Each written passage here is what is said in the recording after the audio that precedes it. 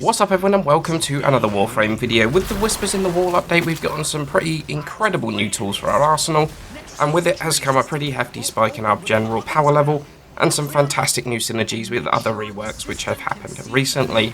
The focus of today's video is a bonkers piece of synergy created by the brand new green Archon shard and the recent companion buffs. It all comes together with an already powerful frame, Saryn, for some absolutely glorious nonsense, which might be one of the most powerful builds I've actually put out on this channel in a very long time. Perhaps ever, potentially. Warframe's damage system is set up that you're supposed to counter rock with scissors, enemies having resistances to damage types and weaknesses to others. But what if I could say that this build hits that weakness on just about every single enemy type in the game?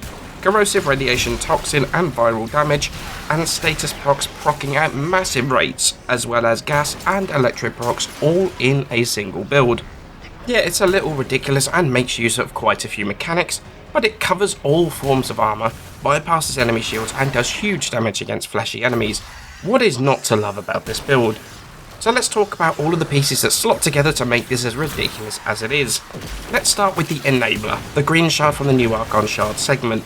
This allows you to get 2 additional stacks of corrosive procs per shard, which, when you stick 2 of these on a frame, allows corrosive procs from a weapon to fully strip armour again, returning corrosive to its former pre-nerf glory before the viral / meta really took off.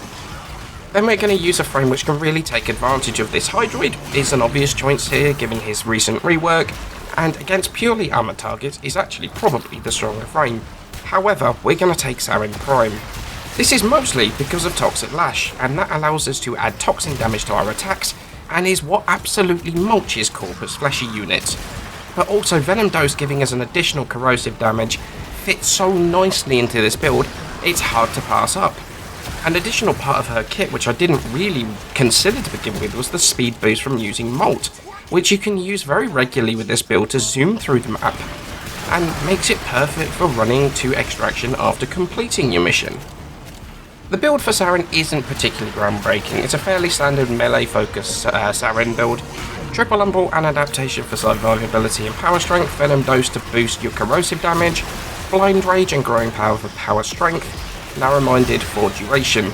We're also going to Helminth off Miasma for Nourish because it boosts the energy regen from Energy Nexus, and really allows us to run a Blind Rage build with no efficiency whatsoever. It is so strong.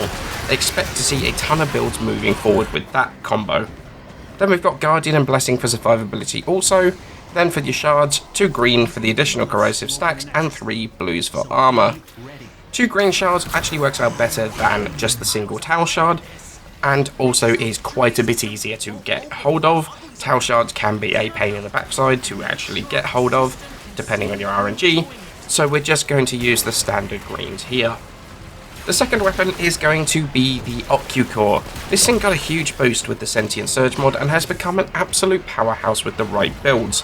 Modding here for radiation and corrosive. Hornet Strike, Galvanized Diffusion, double crit mods, Galvanized Shot to take advantage of all of our status procs, Pistol Pestilence and Convulsion for corrosive damage, and that's going to add to the base radiation of the weapon. Secondary Encumber is there because we trigger status so often. Triggering more status helps with damage on enemies that we don't just immediately melt. It significantly helped the time to kill on enemies like the Acolytes. It's not amazing at Acolyte killing still, but this arcane did make it significantly better. That's actually not where the synergy ends here either. Our Sentinel is also playing a huge role in this build as well. Sentinel of choice for me is the Nautilus, and that's because of, well, 2 things mostly: Cordon and Manifold Bond. Cordon is a preset ability which is a 30-meter pull, similar to that of Mag's Pull or Corazon's Snare. However, it can pull in enemies like Examite, which aren't usually affected by those types of abilities. What makes this amazing is that Manifold Bond reduces the cooldown of Sentinel abilities by 3 seconds every time you kill an enemy with 3 or more unique status effects on them, which is, well, literally everything you kill. This means that Cordon goes off so often, it is just mad. It can be really rather chaotic, but it is fantastic crowd control. This also means that the Guardian that we've got on here goes off very often as well to restore the shields that we do have, and massively buffs survivability with basically a free reset of the shield gate every time that ability fires. Duplex Bond is working with our Sentinel weapon, the Hellstrom, to spread status blocks around as well. While there's no attack precept on the Sentinel itself, the 3 clones from this mod fire automatically, meaning the main Sentinel doesn't pull aggro with its own shots, but the clones can, and that boosts the survivability of your Sentinel. But then the clone kills also have a chance to drop energy orbs. At high level, that's basically never, but at lower level it is pretty useful. I'll be honest, it is probably the most droppable mod on the Sentinel. Quick shout out to the focus school of choice here as well, which will be Madarai, because it will increase our damage as well as the operator ability Void Strike. That, with a good amp, basically makes us immortal, since it's super easy to get enough kills using it up to a pretty high level, and to revive yourself if you ever do go down. The Nourish and Energy Nexus interaction means that we can actually put this focus school on and drop some Nuric, since part of this build was, or part of the idea behind this build was to build in such a way where we could just ignore energy costs and make this a super powerful but super playable build. So those are the builds for the main components of this build. What my thoughts on this build, let's be honest, it's absolutely nuts. It's probably one of the strongest builds I've ever put on the channel. It's so simple to play. Get your buffs up, kill a few enemies to get your Ucore going, and then just hold left click until the cows come home, making sure your buffs stay up. The footage in the background is the new Netracell game mode, which was discussed as the more difficult challenge of this update.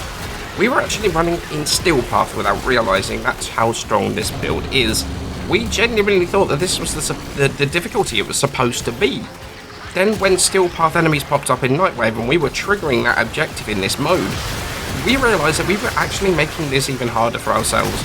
But the builds were so strong that we genuinely didn't realise. This has actually been removed in a hotfix as I'm recording this audio.